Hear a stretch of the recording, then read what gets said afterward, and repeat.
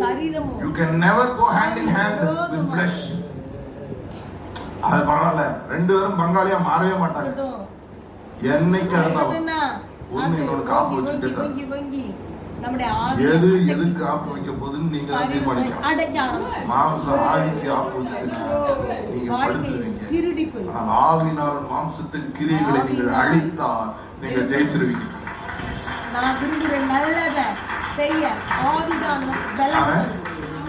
அப்ப எப்படி பார்க்கணும்? இந்த மாம்ச எண்ணங்கள் தேவனோடு ஐக்கியப்பட முடியாதபடிக்கு, தேவனுடைய சத்தத்தை கேட்க முடியாதபடிக்கு, இளைப்பாறுதலுக்கு பிரவேசிக்க முடியாதபடிக்கு உங்களை போராடி ஆண்டவர் சமூகத்தில் உட்கார விடாம, ஆண்டவரத்துல சேர விடாம, ஆண்டவர் உறவு கொண்டாட விடாம இந்த மாம்சத்தை எதிரியா பார்க்கணும்.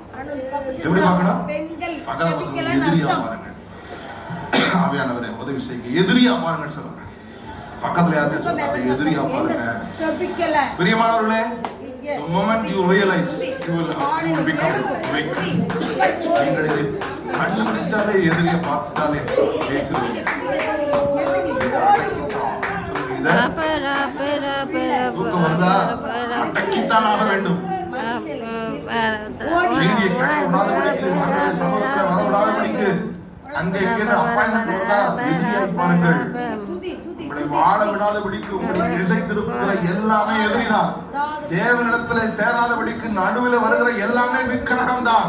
அந்த விக்கிரக வல்லமைகளை நீங்கள் கீழே விழத்தாக்க வேண்டும்.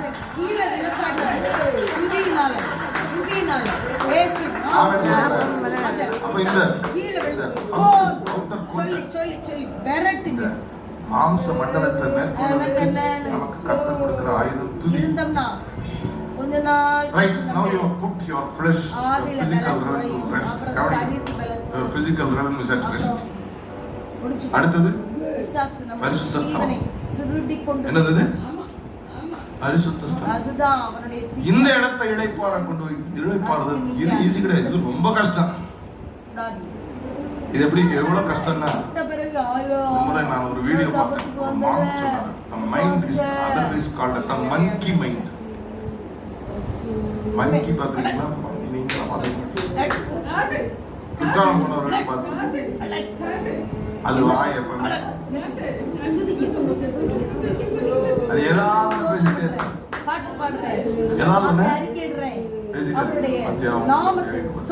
படிக்க மாட்டேன் பேசிட்டே இருக்கும்.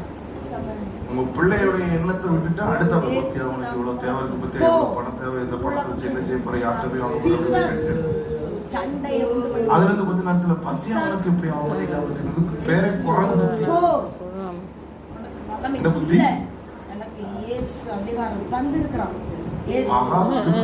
லாபம்